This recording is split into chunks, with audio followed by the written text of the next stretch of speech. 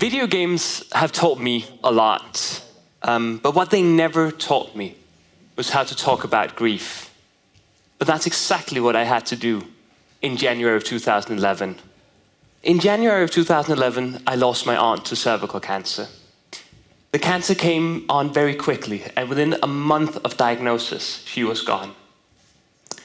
I saw my family come together at that time in a way that was both heartbreaking and amazing. But it was never more heartbreaking than watching my 3 teenage cousins trying to deal with the loss of their mother. I so desperately wanted to talk to them, wanted to communicate with them, but being equally unprepared myself, I had no way to. So I did what I do well. I made a video game. I called the game Unsafe. Unsafe because that's how I felt at the time.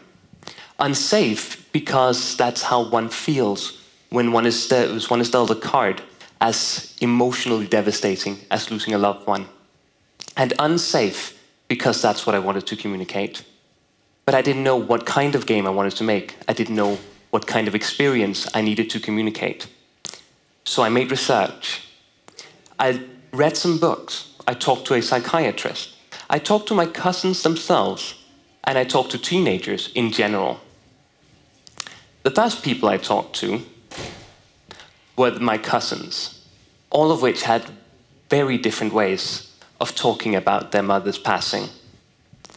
The eldest of the 3 was very open about his mother's passing. He would often discuss with us how we were supposed to talk to him. He would discuss his feelings towards his mother and discuss exactly how we might help him. The second of the 3 was slightly more closed off. While he would discuss his mother, he would only do so when prompted. We had to ask him how he was feeling, and then he would share that. The youngest of the 3 was much more closed off. He was unable to talk about his mother in any way, shape, or form, and would often ignore or choose to not speak about his mother when prompted to. And therefore, we had to not really discuss the subject with him. From this, I realized that the experience I needed to make needed to be a darker, more somber experience. Grief is not something that could be summed up in a game that's happy or open and positive. This needed to be an experience that reflected the experience and the depth of grief. Next, I talked to the teenagers themselves. These were not teenagers who had necessarily experienced grief. These were just teenagers who were teenagers.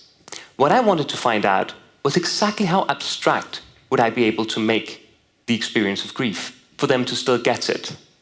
My expectations were that they would be, like children, very straightforward, that I would have to talk to them in a way that was very one-to-one. What I found out, to my delight and surprise, was that, in fact, teenagers are much more abstract in thinking.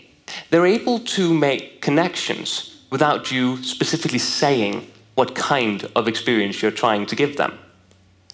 From this, I realized that the game I needed to make needed to be a metaphorical experience. It needed to be something that talked about grief without spelling it out.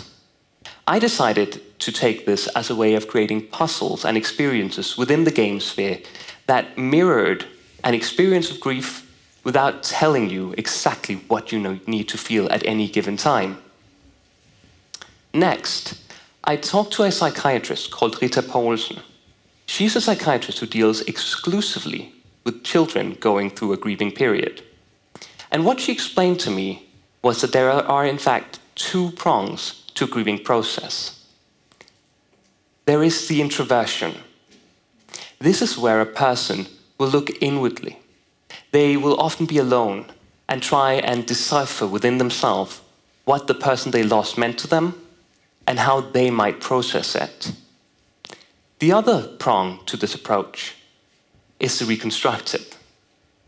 The reconstructive is a place where one tries to rebuild a life that they had.